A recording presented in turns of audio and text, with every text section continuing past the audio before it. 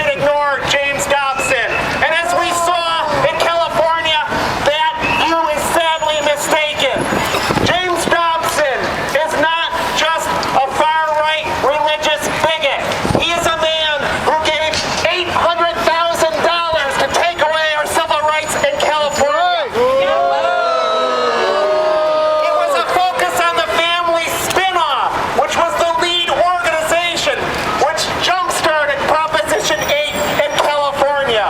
This is a man with a $150 million annual budget, more than 1,000 broadcast outlets spewing out hate on a daily basis, including WBBM AM here in Chicago. Hate speech has real consequences. They have taken away our rights, and as we've seen with people like the young Mr. King in California, hate speech leads to hate violence against our community. We say no more! No more! With that, again, just a few housekeeping items. The people going in and out of this hotel, many of them are just regular guests. They are not our enemy. James Dobson is our sworn enemy. He is our sworn enemy. And unfortunately, he's been joined today by the Museum of Broadcast Communications, which foolishly chose to honor him. Internet voting campaign, and they said, oh, we couldn't do anything, he won the vote. Well, we say, look, back in the day, there was a famous radio broadcaster in Germany. He would have won an internet campaign if they had the internet way back then. Would that have been right? Should they have followed that? We have here in the history of our own country, probably the premier in terms of listenership broadcaster, one Father Coughlin, back in the 1930s, a notorious anti-Semite and racist. He was probably the most listened to broadcaster in 1930s United States. And yet, they did not choose to honor him, and rightfully so. But unfortunately, the double standard still persists for haters of gay, lesbian, bisexual, and transgender people, and we say no more. No more! Now, I'm going to bring a few other folks up here. I'd like to see if Wayne Besson, who, for those who don't know, has been ceaselessly exposing the ex-gay myth, the myth that you can pray away the gay, and we're going to be having also the wife of one of the attorneys who argued the case in California. Actually, I'm going to bring her up first here.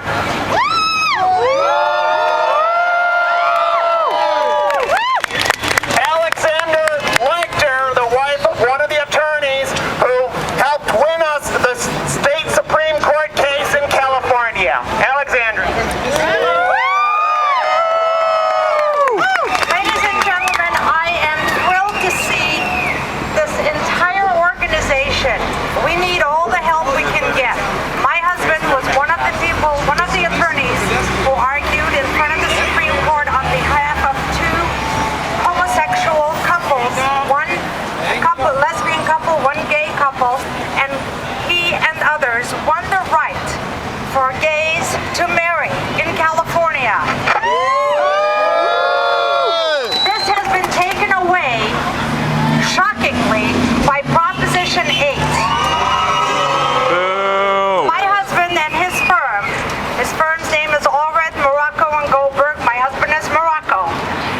And his firm was one of the first ones to file a petition in the California Supreme Court to stop the implementation of Proposition 8. But don't count on it. What you've got to count on is all of you going out there, spreading the word and doing the same thing against the kind of bigotry and hatred that Proposition 8 has been fostering. And it's been fostering everywhere in this country. You're the ones that can help set this right. Do so, please. Thank you. Thank you, Alexander. Let's give her a big hand. Now, many present James Dobson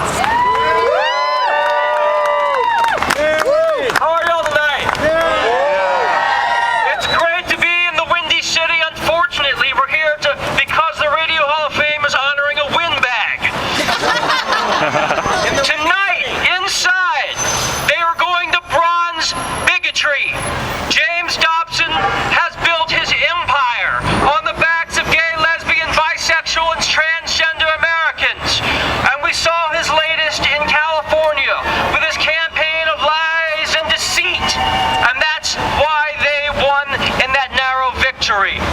My organization counters the so-called ex-gay ministries, where they try to pray away the gay. James Dobson is the leader of this particular movement. We are here tonight to say no more, and we are also here to stand up to a group that calls themselves Christians, yet they spend, together with others, $40 million. $40 million to take away basic rights from people who are not hurting them whatsoever. Imagine if they would have spent $40 million on, say, orphanages and feeding the poor and housing people who are homeless. These are not Christians. These are the biggest hypocrites in America. And we are here to stand up and say no. We are here for equal rights, and we are not going to back down till we have the full equality of every other American. Thank you. Thank you, Wade. And we're going to try and get a picket line going here. I know it's going to be a little bit rough, but we're going to have to sort of spread out down on Wacker here in order to make it happen. We're going to have this picket line going, but before I do so, this protest isn't going to just stop here. There are important next steps. James Dobson needs to be confronted in every single city he goes to. Urban leaders need to be confronted every time they have a public appearance. And as we saw dramatically in California, our friends out there are doing just that. Thank you very much, California. You're redeeming your state right now as we speak. Now we can do something very directly right here in Chicago. Many of you have been probably following the issue of the so-called Pride Campus. The attempt to have at least one campus in the Chicago public school system which is pro-LGBT. At least one. We've got zero right now. We've got zero right now. We have kids being harassed, people being forced to drop out of school because of anti-LGBT harassment. Some people in the city fortunately put forward a proposal to have the Pride Campus where kids could learn to value their community, to learn from their elders and so forth. Unfortunately, this proposal right now is on the ropes. It's on the ropes because the bigots held a private meeting with CPS head Ernie Duncan, and then our mayor unfortunately said he might not be in favor of this proposal. Is not over yet. November 19th is the next board meeting. We need to flood that board meeting in favor of our civil rights, just as Californians are today flooding the streets of that state in favor of their and our civil rights.